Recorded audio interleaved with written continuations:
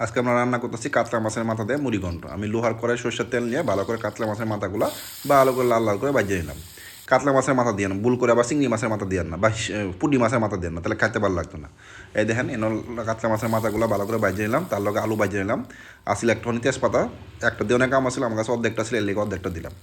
তেজপাতা আর পেঁয়াজ ভালো করে ভাজা হয়ে পর দিয়ে দিলাম এই কাতলা মাছের তেলটা। কাতলা মাছের তেলটার মধ্যে আপনি একটু লবণ আর একটু হলুদ দেন, হলুদ দিয়ে একটু ভালো করে ভাজেন। একটু ভালো করে ভাজলে দেখবেন তেলটা থেকে তেল ছেড়ে দিয়েছে, তেলটা একটু বাইরে গেছে। এই তেলটা আবার রাখা দিবেন না, এই তেলের মধ্যে কিন্তু রান্না করানো লাগবো।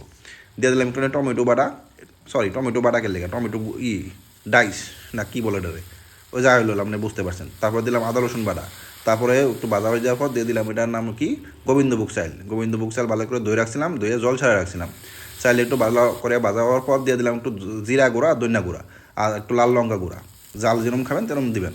এই চালটা ভালো করে কিন্তু বাজন লাগবে, না বাজলে কিন্তু ভাত পেকা পেকা হয়ে যাবে গা।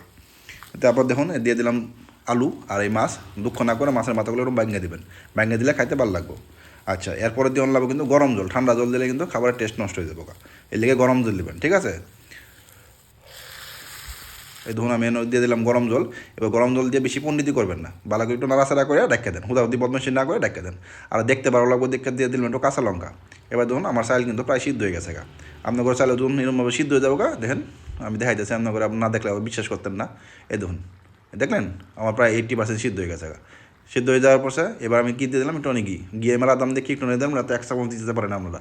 ঘি দিয়া এই যে লাস্টে একটু গরম মশলা দিয়া আমি এবার ডাক্কা দিলাম, ডাক্কা রেখে দিলাম। 10 মিনিট পর খুললা ভাতের লগে খাইম। ওইগুলো আমার কাতলা মাছের মাথা দেয় মুড়িঘণ্ট, হেভি টেস্ট, হেভি টেস্ট।